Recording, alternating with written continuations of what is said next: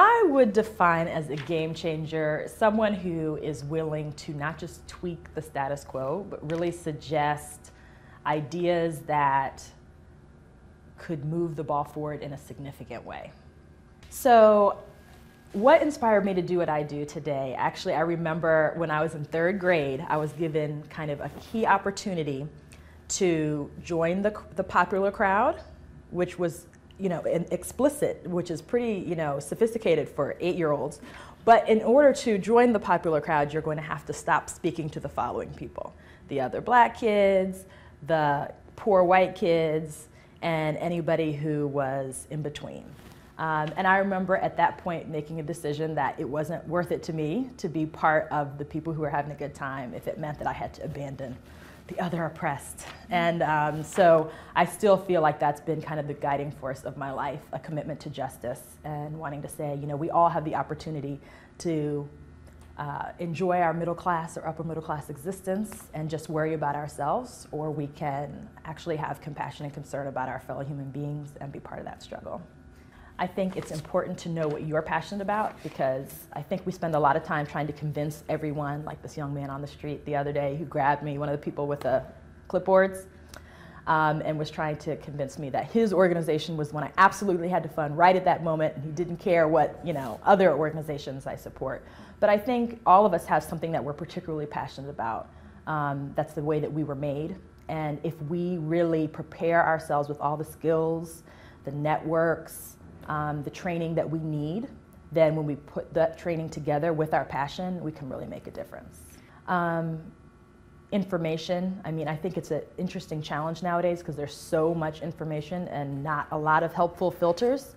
So really starting to learn what your trusted sources of information are, perhaps Politics 365, and making sure that you know what's going on, and then making sure that you have some context for it. And that's where really knowing history, reading books from time to time, all of those things are helpful, because we realize with a lot of things that are going on right now, this isn't the first time we've seen them. They're very familiar to some things we saw 60 years ago and 150 years ago, and so that really helps. I think having people in your life who are you're mentoring or are mentoring you to also give you insight and that you can bounce ideas off of, and really cultivating those relationships is critical. And I think that just having a personal commitment to excellence is critical, and that everything you do, you give it 100% as much, to the extent that you can, and recognize that there's opportunity to learn every day. In my life, I've had lots of game changers. My parents were my first game changers because they reacted to a really crazy education situation when we were little by homeschooling us, which they had never planned to do. But with 4 girls and private school being expensive, it was an experiment that worked out really well and transformed the way all of us looked at a lot of things. Because when you've had a game-changing event like being homeschooled, especially as a black kid, I'm not going to give away how many years ago, you're willing to say, look, if there's some problems with our existing systems, radical change doesn't scare me. Not having a solution scares me.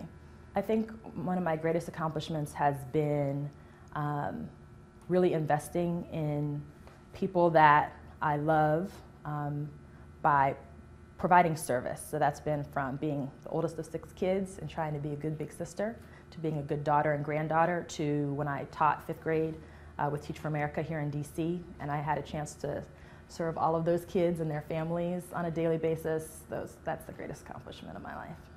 I think in terms of thinking about policy solutions for our country, I think so much of it, again, goes back to context. I don't know that it's new ideas, but I think it's really having the will to act on what we know works. So we all know that direct investments in job creation creates jobs. If we want to dramatically reduce the unemployment rate in the immediate term, we need to just fund the ability to put people back to work. We saw FDR do this, and so we know it works. And I think that those types of interim steps, the president proposed steps like these in the American Jobs Act proposal that kind of died. But I think there's still hope for it if we could have the will to advance it.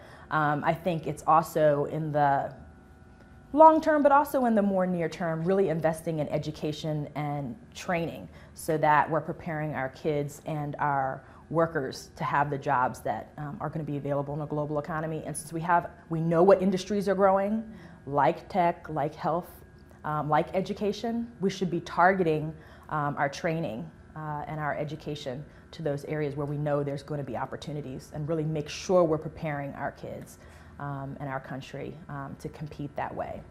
And I think the other thing is just being honest and real about the dollars that we have as a government. And we're obviously having a big battle about the role of government right now. And I think the unfortunate thing is that people, regardless of how they feel about government, whether they like it or not, don't have a sense of actually how much of a role government plays in their lives.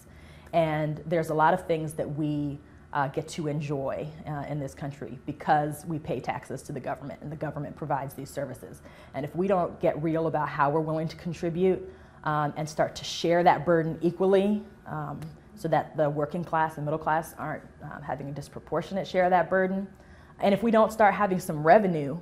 I was listening to Congressman Cleaver last night, who's a minister, as you know, using a church analogy, and he was saying, you know, if you get to a point where there's not enough offering going in to run your ministries, you're going to have to ask people to dig in their pockets again. And we're at that point as a country. I mean, there's a lot of stuff that we can do to fix things, but it's going to take a little bit more, especially from those who can afford to give a little bit more. I would like my legacy to be that I worked hard to make a difference, and I never compromised who I was in order to make a difference. That I always was kind, compassionate, and honest.